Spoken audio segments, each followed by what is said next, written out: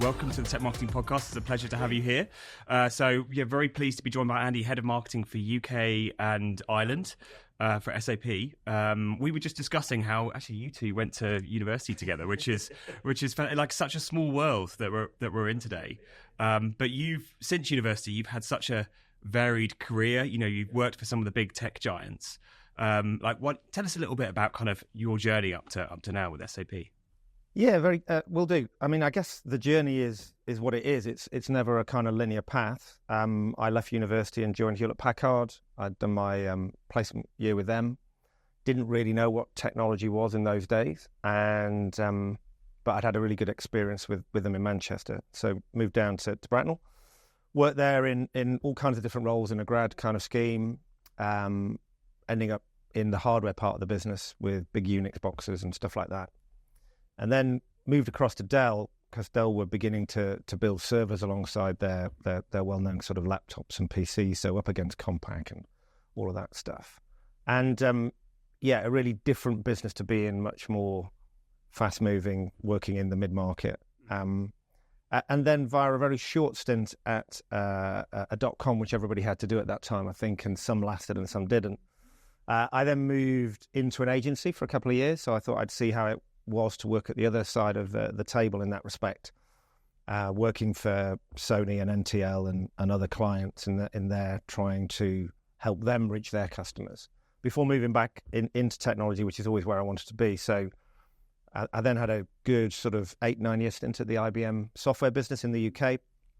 That business was very different to IBM. I have to tell people that because it was a software business and not everyone had a perception about IBM. And we were going through a huge acquisition spree over that period of time, so acquiring huge companies like Cognos and FileNet alongside some of the smaller players. Obviously, Lotus had come into the portfolio. So IBM was a fantastic growth journey for me, from individual contributor to first-line manager to second-line manager. And, you know, the training and the development I got at that time was phenomenal. I really enjoyed my time. However, IBM was also, you know, a company where my aspirations, I couldn't quite see how I could get the international or EMEA experience I wanted, which took me firstly to Progress Software to run their EMEA marketing business before then landing another decent stint of time, sort of 9 years or so, at Pegasystems. So Pegasystems, a Boston-based business process management company. And through that company, primarily in an EMEA leadership role first, but then through changes of CMO, we kind of went very global. And then with another change of CMO, we went back, as these things do. And I went through both European, global, and then an international role, so covering Asia-Pac for 2 or 3 years while we built the team out there and that kind of stuff. So all of that was, you know, great foundations. And then probably a couple of years ago now, I was approached by a company called Access Group. So they're a UK private equity-backed mid-market software vendor, growing hugely, 5,000-6,000 employees, UK-based, UK culture. Mm-hmm. But in the division I joined, they just acquired companies in both Vietnam and Australia. So there was a job to try and build a proposition first and foremost, but also to build a business and a team. And that went really well for that period of time. Huge learning curve, really good experience of a very different way of operating to some of the big US-led technology companies, really good culture. And I think that company will continue to do really well. And then about back end of last year, as that kind of, it was one of those decisions, do I continue or is it time to move, having sort of made the team whole? I ended up, talking back to a colleague from IBM, kind of said, I'm just looking, and they went, oh, interestingly, we're looking for somebody for the UK for SAP. And you know, through the different processes and interviews, I ended up there, beginning there just in the middle of Jan. So I'd like to say it's all been planned, but it hasn't. And, you know, I think that's an important point for most people, is just to do different experiences. And sometimes they work out, sometimes they don't. But I think in terms of the skill set and the perspective it helps me bring to this current role, it really helps. That's a fantastic list of companies. Like, how would you say marketing has changed since you started all the way back, with people like Dell before the .com boom, all the way up to now? Like, how has it varied over the last few years? Well, it's one of those weird ones, right? It's fundamentally different, as you'd imagine, right? The whole kind of technology digital channel kind of work that's happened, but equally it's the same. And I think sometimes that's what gets lost is positioning, messaging. The core principles, persona. isn't it? Yeah, absolutely right. And tech has been a great enabler for that, but not a substitute. And I see in many companies it's become a substitute. We forget about the customer. We forget about the business that we're supporting. And I've always worked alongside the business, apart from that short stint in a global role. And whilst that was a great learning experience, I missed being tight to a business and understanding the so what question with marketing. And I think that's the journey that marketing is going on as it becomes more specialized and scale is important. All those kind of good things that have happened, you risk or you can't forget the customer at the core of it. And I think that's the biggest challenge probably for marketers at the moment. I found it interesting you was talking about in your role where you've had a role in EMEA, you've had global, and you've had APAC as well. You must see so many differences. Yeah, I think that's just perspective. All of it is perspective. And I think that's very useful for me coming back into a market unit, as we call it, a country role. Nobody's your enemy, but it's quite easy to see people, they're global or they're corporate or so they internal don't understand. silos, you mean? Yeah, and again, different perspectives. So, the global team in the current company in SAP in Europe have to deliver content and campaigns that scale to 89 countries. So if you've got that job, that's a pretty challenging kind of world to be in. And you can't serve 89 different needs by trying to do a little bit here and there. And so it's the role of the market unit really to better understand what those individuals are there to do and how it's meant to help you and take advantage of that, rather than either complaining, which is an easy thing to do, not that my team do here, but I've seen that in other companies, very much of them and us kind of mentality. But also to figure out how you get the value from that, because otherwise you become an in-region execution engine for the limited amount of touches that you own in the country these days, right? Because with specialization, you've got teams in different places. So I think that experience really helped, as did, the international perspective of being in APJ, where you're a long way from headquarters if it's a North American company and it's complex and different and there's not a lot of understanding there. But sometimes that works in your favor because there's less scrutiny, there's less, and I don't mean that people go rogue, but you just crack on. You can't always wait the 48-hour window to get a message back and from. So yeah, I think all of this is perspective, and go back to my IBM days, it felt, and I'm over-exaggerating, but it felt that we moved from region to global to country almost every 2 years on a cycle. And I'm sure that was almost intentional at that time. But also as we were absorbing huge companies, you needed scale, and then you come back to it. And so that was a really good exercise because at different times you saw different perspectives. Do you think there's an optimal place for how that should be managed? Because we see the same trends. We see things like global and regional teams feel disempowered, and then this regional teams be empowered and kind of global get frustrated. Like, do you feel there's an optimal balance there between the different teams? I think the answer to that question is much more, in my mind, to do with what is the role of the regional, the market unit teams in our case. So, if you expect that role to be the field marketing of old, where you owned everything, did everything, in some cases got a pot of money every quarter and target and off you went, that's not today's world. I think the role of the field marketer is increasingly important in terms of the orchestration that they bring. But that comes with the recognition that you don't own everything or do everything, and neither should you, right? Because, in SAP, we've got enough size and scale in some cases to operate a decent sized team in the UK, but not in every market that we're in. And it can't be that you're capacity constrained. That you can't have all those functions and capabilities even in the UK or Germany or the US generally.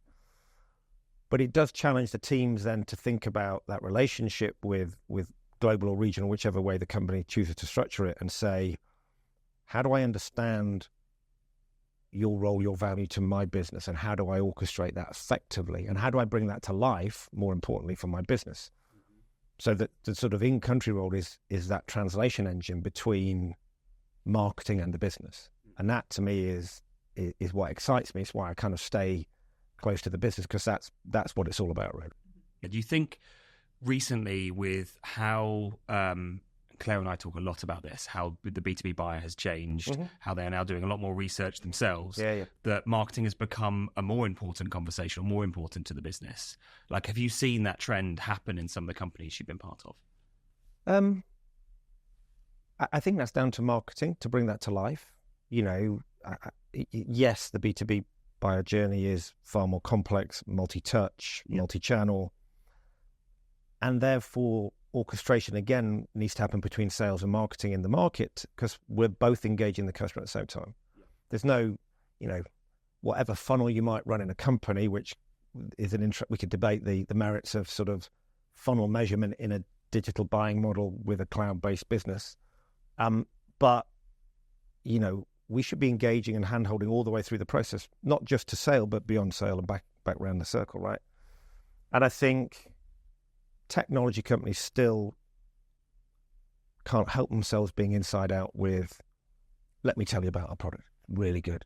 Really, you need to understand all the features and you need to buy it, even though you bought nothing from us in the past, or maybe you have bought stuff and you haven't got the value from it. And so we still have this differentiation of the B2B buyer is different to the B2C buyer, and I fundamentally disagree with that. In fact, I think the B2B buyer is more emotional than the B2C, more emotionally tied to the company it buys from. Because it's higher risk as well, isn't it? These are big decisions you're making, big bets. It's not like buying the coffee I bought this morning where I could frankly go to any shop within reason. You're often betting your career on an investment. And so you need all that marketing backup for credibility, for trust, relationship building with the sales team alongside, but also they need to buy into the company, and I think that's still a little bit misunderstood and when I say buy into the company, I'm not necessarily proposing mass brand campaigns. I'm more, they buy into the people. So humanizing your company, making it real for who do you buy for, who do you talk to? It's about relationships. And when you get to those people, do you believe them? Do you trust them? Do you feel they're on your side, or are they trying to sell you something? All those kind of things come to bear, which is the complexity of that whole process. And again, you add 30 other people to the decision-making process. You've got to do the same with each of them. So that's where I think marketing and sales can work really well together.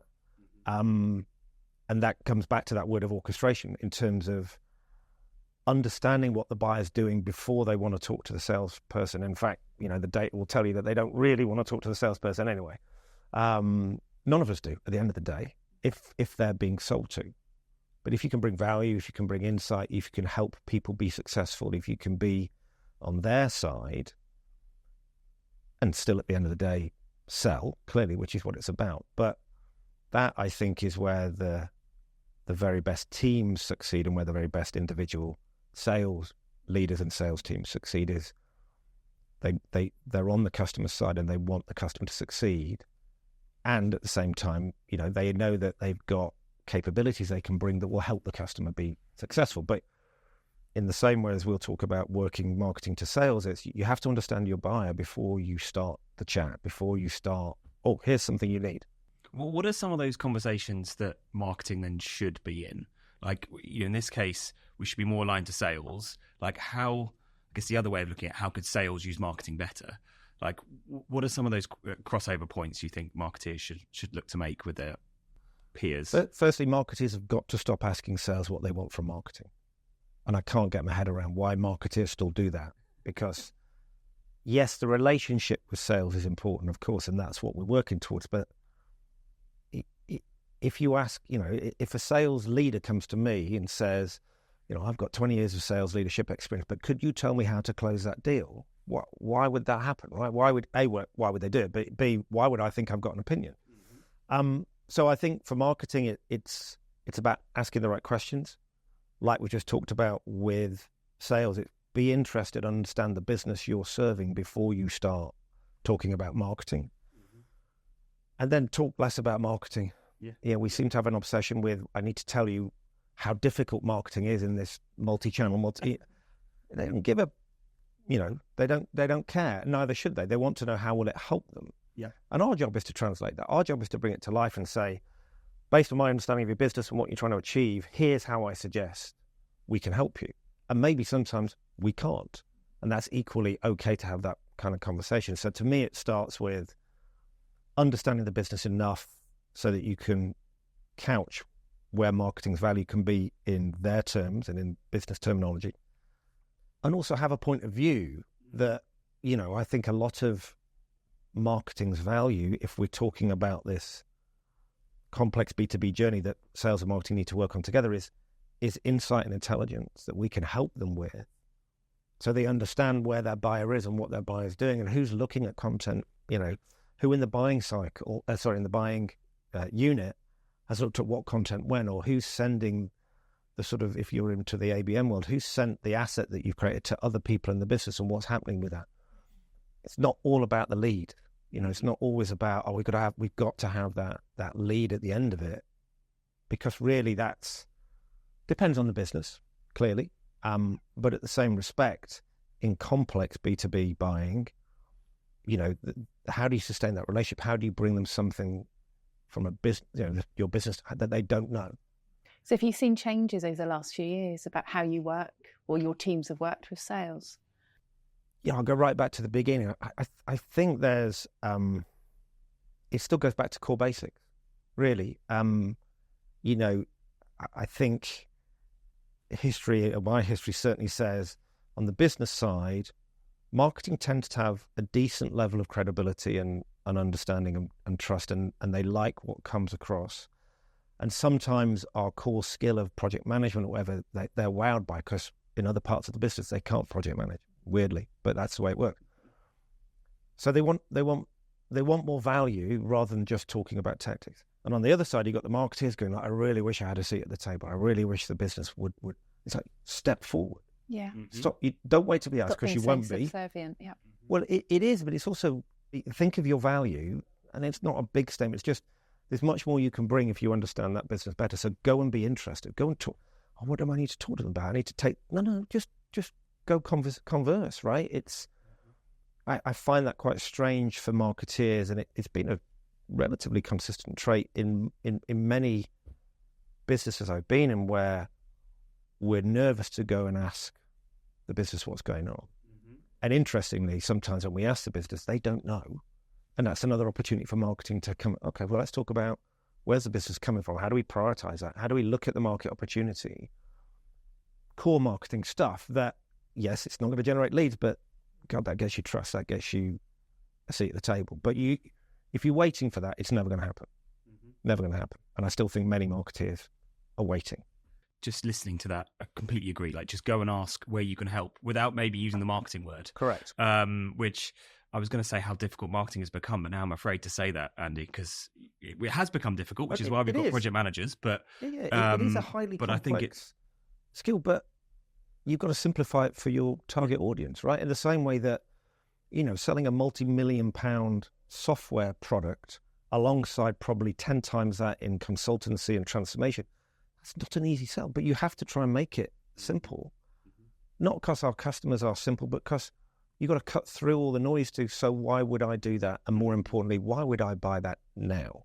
Mm-hmm. Most of the time, people can see the value it could bring. People understand how it might be better for their business. But going back to that trust and betting your career, why would I do that now? Why would I do that now? Do you think do you think the organizational structure, like where marketing reports into, has got something to say about why the two departments don't work well together, or why they struggle to converse? Well, maybe I'm painting an overly negative picture. My experience with my teams over time in the different roles has been really good. But you work at it. You have to work at it. I think sometimes you need functional skills development, specialization, all the things we talked about earlier. And sometimes that, I think, drives and again, it is accurate, but hear me out. But, I work for marketing. No, you don't. You work for the business, because we all get paid by the business. The business pays everybody's bills, right? So if we don't sell anything, we don't make any money, then we don't have any marketing to do anymore.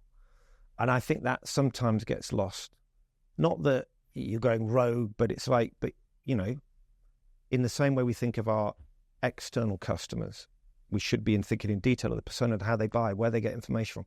Our internal customers are the same. And I think sometimes we're quite dismissive of that.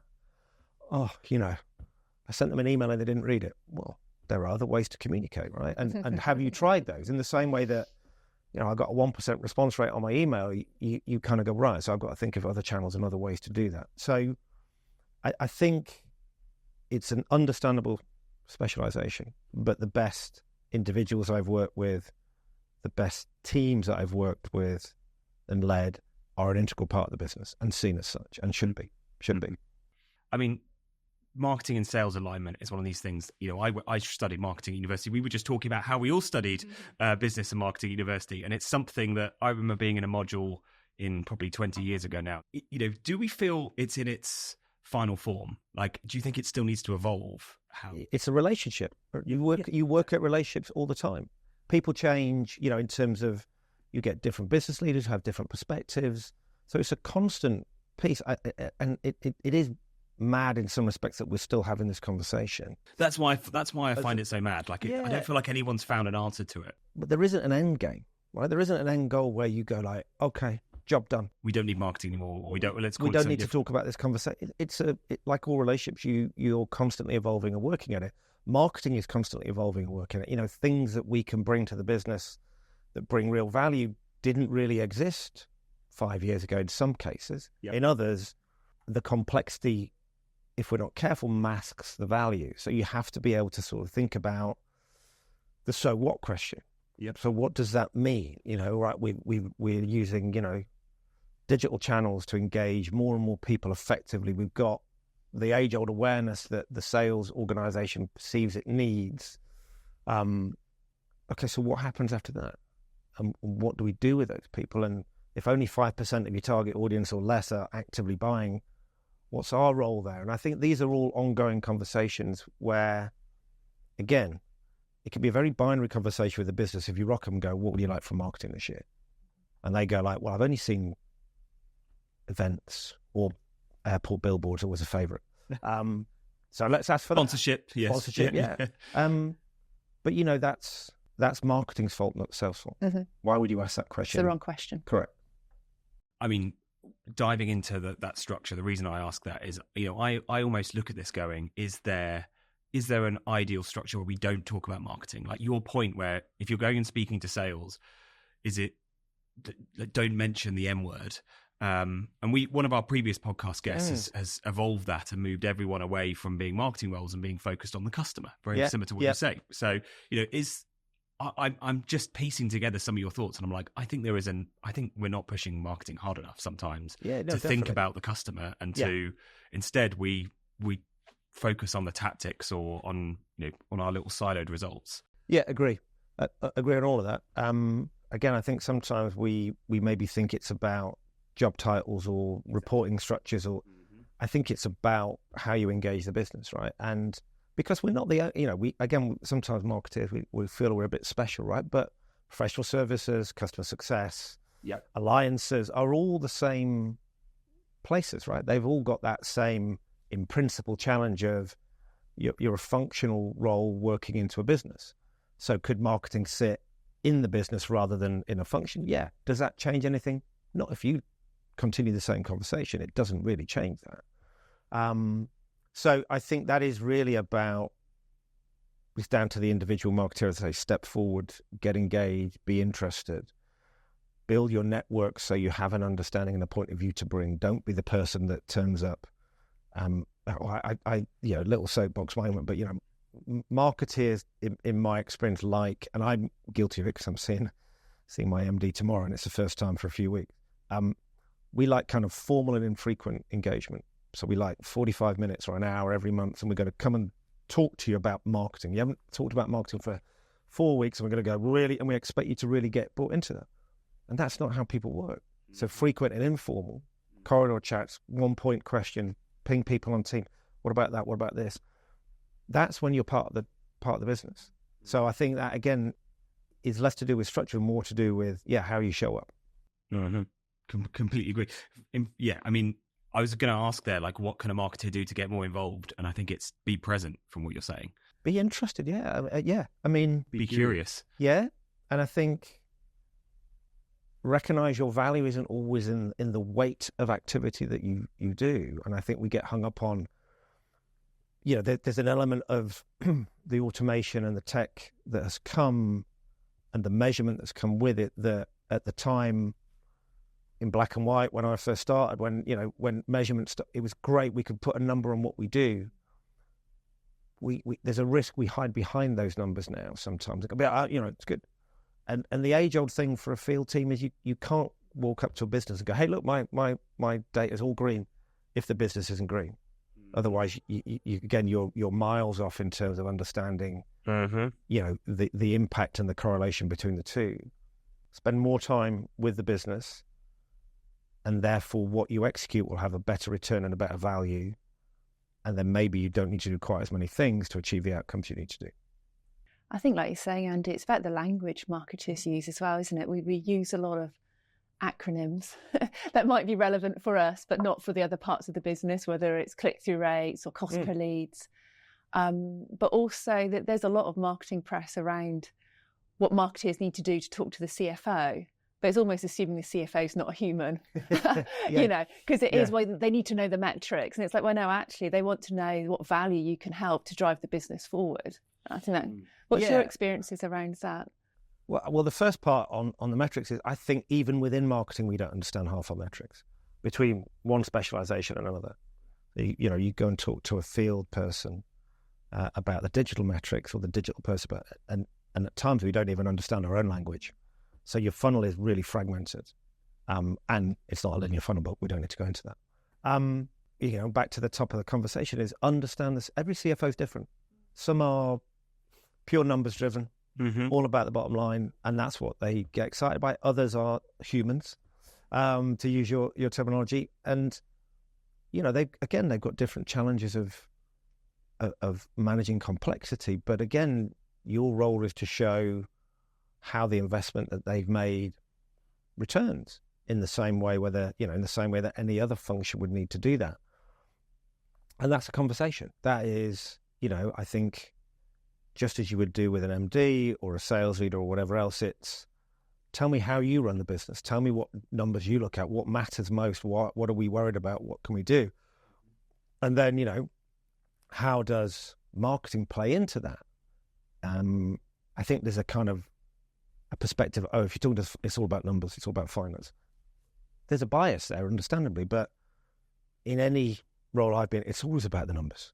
It's, whether you're talking to the sales leader or the ops person or the CFO or the MD, it's a numbers business. So in some respects, you have to understand what that individual's kind of getting to and looking at, and, be confident as well. Most of the time, marketing's return on investment is really good. If you just look at, if you take the total cost versus total return, in a simplistic way you go, that's pretty good, right? That most of the time it's pretty good. And so in reality, that could be a friend, depending on what kind of business you're in. Some, the budgets are set and all this kind of stuff. In other businesses, they might go, well, there's a bit more. Why wouldn't we do that? Actually, we can't afford, we've our plans are maxed out, but we can see the return here and the business can see the value. We've all agreed it.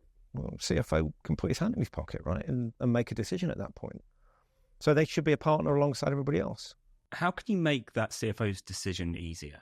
Like, what information can you, because, as marketers, we tend to hide behind some metrics sometimes. And that piece, around, even if our metrics are green, if the business isn't green, we've not done our job. How can you translate it to make it easier for them? Translation, I know I'm making it sound dead simple, but understand how they think and what makes them work and how they look at the business. They will have a different view of the business to the head of sales, right? So the head of sales is just looking at the top line number, but these guys are looking at, all the elements within it, profitability levels, all the kind of stuff. And then you can articulate the value you bring in a different way, right? And it's not necessarily always about the number, but it might well be about profitability. If we talk about, the sales motion and how marketing can improve win rate, improve conversion rate, not of marketing, but of the business, can improve customer sat so that customers come back and buy more. Your retention rate, your kind of customer lifetime value. Yeah, your reduction in churn, those things, 1 point reduction in churn is huge for any business. If you can, so if you're working on advocacy and retention and community that gives the customer, again, that belief they've made the right choice, they've bet on the right company, they've got other people they can talk to, that pays for all marketing, right? Most business, if you can reduce churn by 2%, huge. So again, but marketers need to think in that language and be able to then go, look, I'm, not to turn up with a calculation, let the CFO do that, right? But kind of go, I think by doing this, we could achieve the following. So it's the same as it would be for any audience, I think. I think part of the challenge that I've heard there from speaking to, every level marketeer, you look, a CFO, if you talk about profit, that means pretty much the same thing across every business. Well, marketing, an MQL can be very different in one organization to another. There's always the gap between that and sales. Like how do you try and reconcile some of those differences in the language? Like is there an education you need to do with the board? Is it, or do you just go, what, we're not going to talk about marketing, like you say, we're going to use their language and use their KPIs? So I think that's, again, depends on the business. Yeah. At Pegasystems, we sold complex transformation opportunities to large customers. That was the target market for us. And each of those accounts often had multiple teams on them. And we, my team and I, we introduced account-based marketing on a one-to-many basis. Then we went to one-to-one. And over time, we changed the conversation from leads to how much of the pipeline are we actually supporting. And there's an argument in that particular business. We didn't do, it's not a high volume business. It wasn't big. It wasn't a big number of deals, and it wasn't a lot of net new customers always. It's like, if I generate a lead in one of those companies where you've got a truckload of sales resource, pre-sales resource, partner resource crawling all over it, you're not doing your job. For me to find somebody, one person with budget authority needed timescale in that environment, that's not how, we just said, it's not how the buying process works anyway. Yeah. So that's about understanding the business. So kind of we went from, traditional metrics to still looking at that, but actually the value was how much of the pipeline we were actively engaged in either progressing, accelerating, or closing. And then you have a very different conversation. That's really intriguing. Like, what metrics were you looking at then? Like, how do you measure how much of the pipeline you engage with?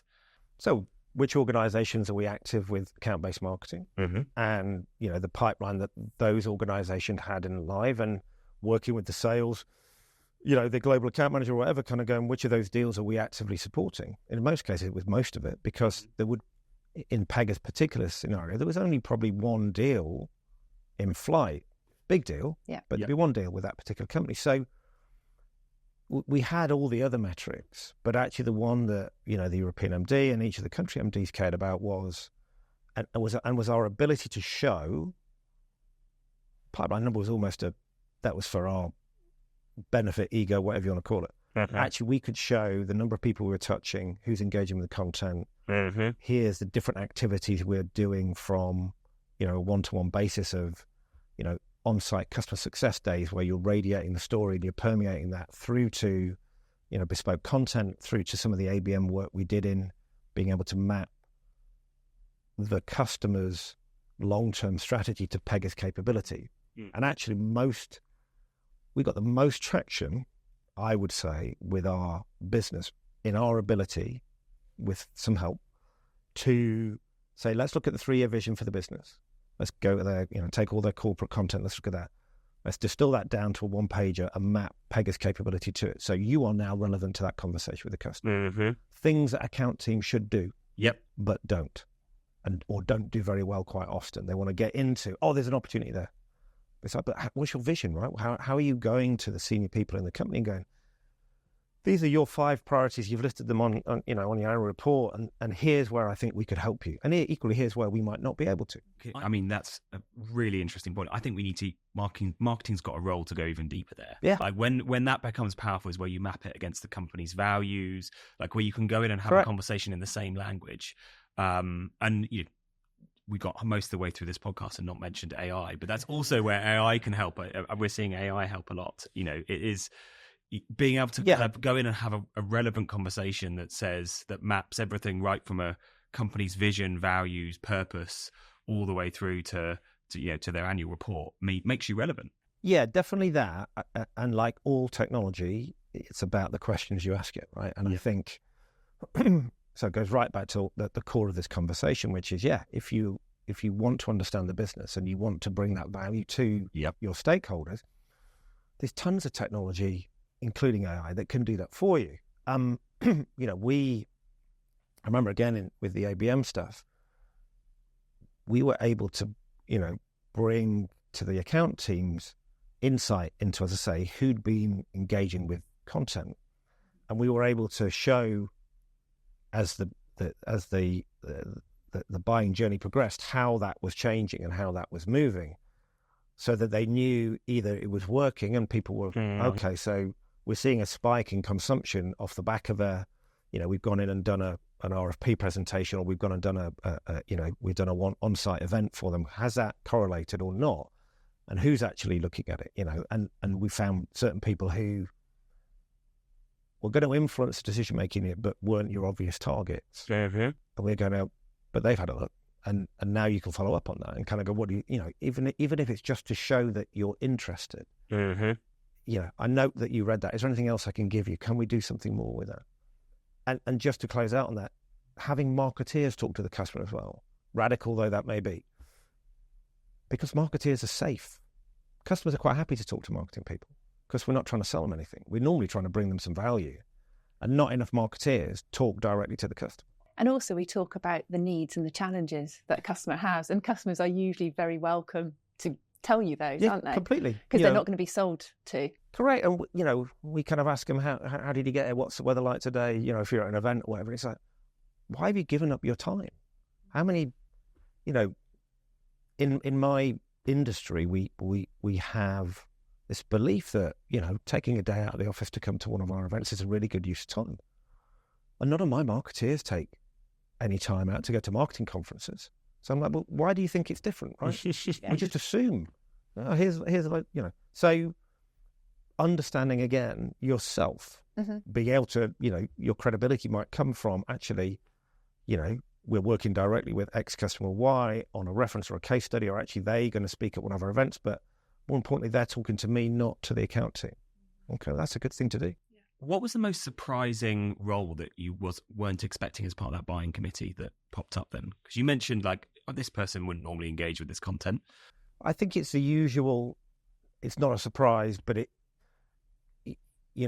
quite often we know the decision maker. We've got the good relationship. Yep. And then you go, do you need to talk to the CFO or the CEO? It's like the breadth, is it? And it's like, no, we don't need to talk to them. And then you get to the final part that the CFO would like to look at it, and you go, yeah, told you. So it's probably quite hard to open the door to CFO. Just, can we have a chat? Although, if there's an opportunity on the table, maybe that's different. But it's an opportunity now because they've done something that you can react to. So that sort of insight where you go, they've watched the video. They might think it was rubbish, by the way, but at least you can say, okay, well, tell me why that, no is as good as yes in that conversation, but it's that you're having the conversation, and you can take, then you're relying on the skill of the account team to kind of move that forward. So I think there's that. In that particular example, it's not going to go to that seniority. We don't do it. Oh no, it is. It is always.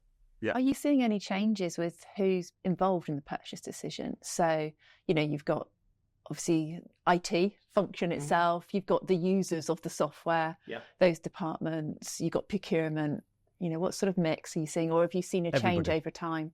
Has it always been everybody? People. Well, no, I think it's got more complex, more involved. just like it is for all of us, but in the same way, not that people aren't empowered anymore, but there's more risk, there's more exposure, and therefore people want more people in the decision-making process to weigh it up sometimes from in a valuable way, in other cases to give them an out. So there's a bit of both there. But no, I still find in many of the roles, and worked in large enterprise and small startup through to mid-market in terms of customers, there's always more people than you think.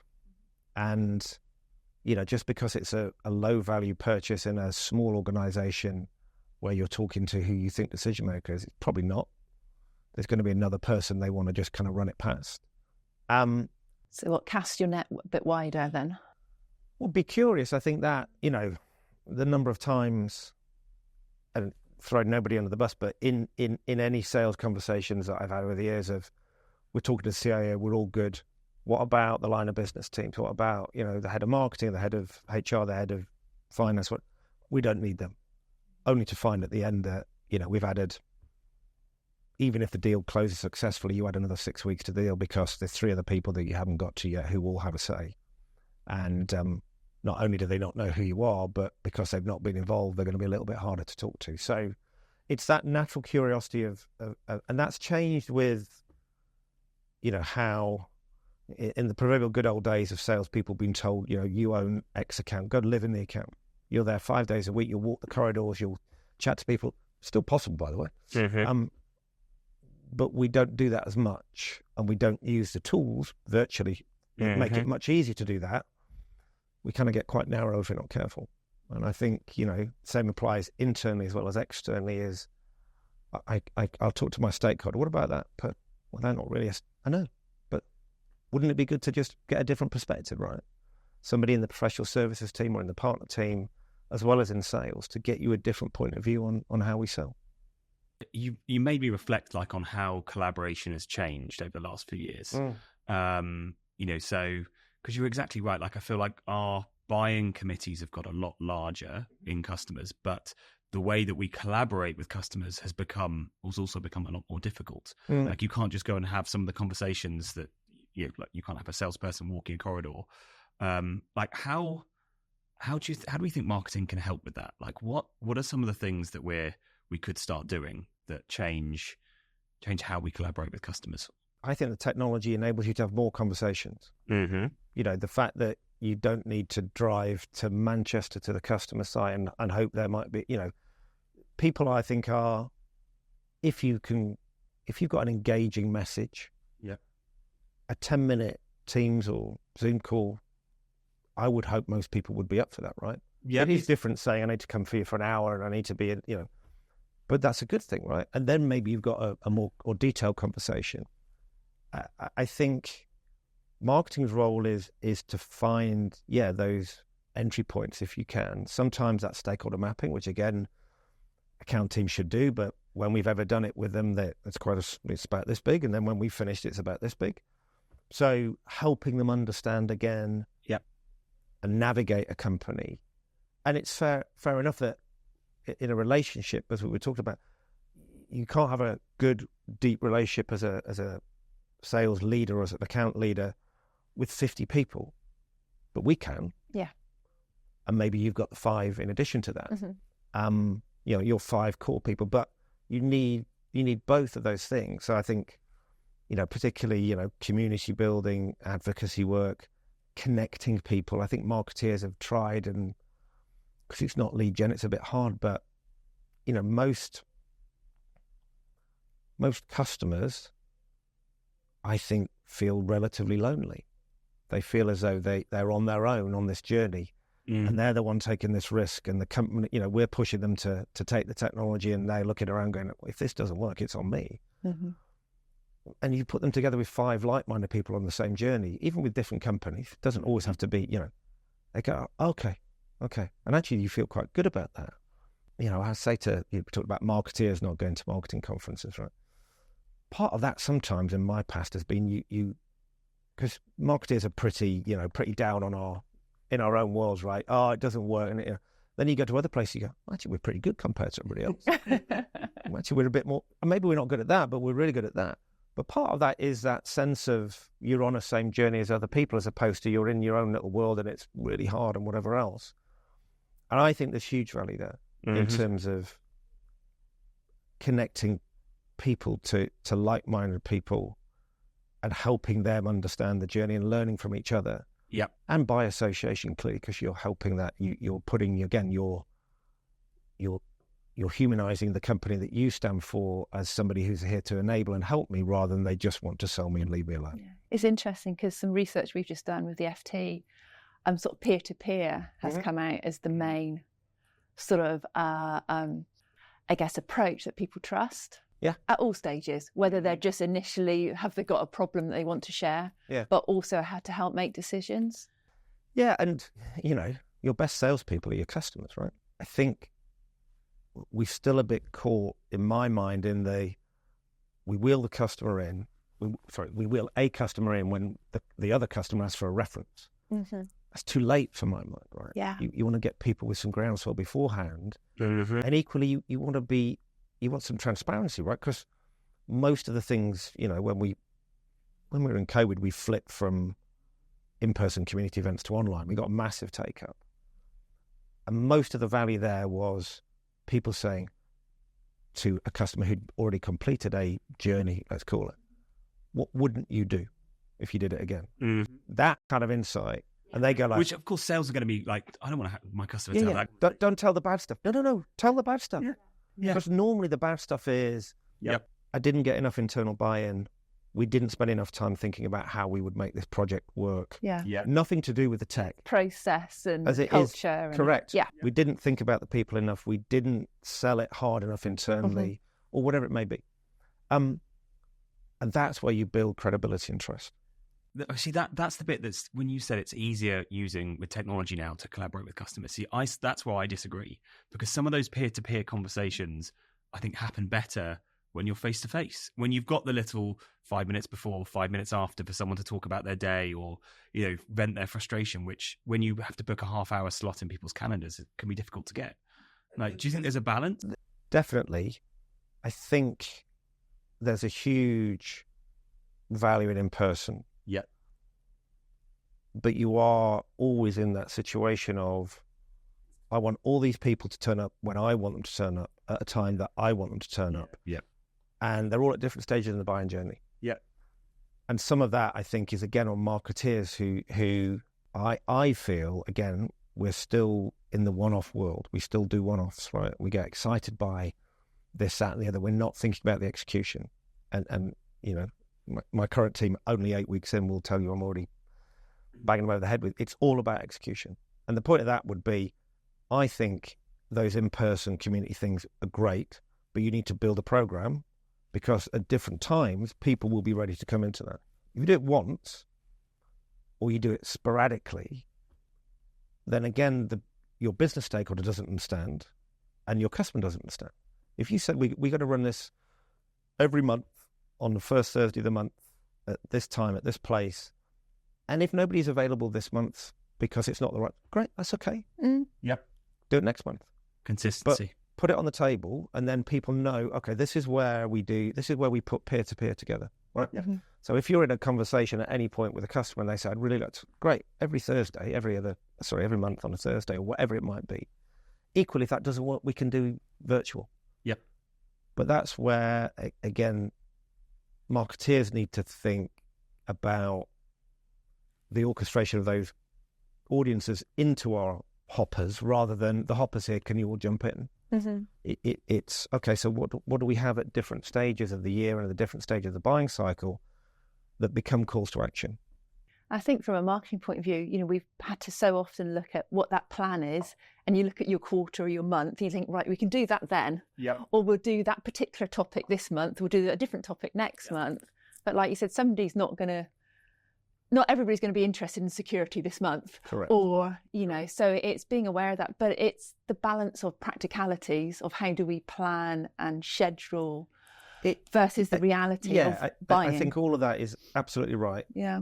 With the caveat that I think marketeers get bored very quickly. Mm-hmm. So we do something and it's really good and we move on. Yeah. We don't go But like, why? that was really Yeah. good, let's do it again. We're magpies. We like shiny things. Correct. We like new tactics. But I agree. We Consistency. get excited about, a new venue or the menu or what the giveaways are, and not how do I get repeatability? Yep. Yeah.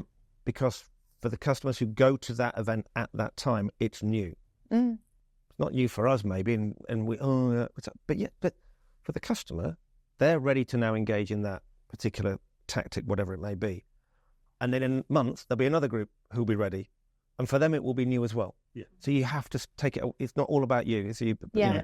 And this obsession with, venue finding. So, really? I mean, people will hate me for it, but I'm like, people don't turn up because of the venue. Very rarely. Very rarely. Right, okay, maybe top end, but with compliance, you can't do that stuff anyway. It's like, there are only so many venues, even in London, that are going to do that, right? Actually, people turn up because who's going to be there and what they're going to hear. Yeah. And we don't spend enough time on what they're going to hear often. It's like we're thinking about, have you got a customer to, well, we haven't really got a customer. Well, okay, well, do that. Worry about that part and maybe build a program of customers who are ready to talk. Then we can worry about how we deliver it, right? Yeah. Virtually or in person or wherever we do it, right? Completely agree. So just bringing us to an end, because I think you've kind of ended on a really, really good point there, Andy. But you've been in your role in SAP now for 8 weeks. Yeah. Is that right? Is it 8 weeks this week? This week. What would you say is the most important learning you've made so far? It's a good one. I think in some respects, firstly, most important learning is I'm really happy with the move, really happy with the company. I think the company's phenomenal and there's lots to do, which is what everybody wants, right? In terms of the culture's amazing. Our customers are fantastic, and I think there's a real passion for success. Equally, it's that sense that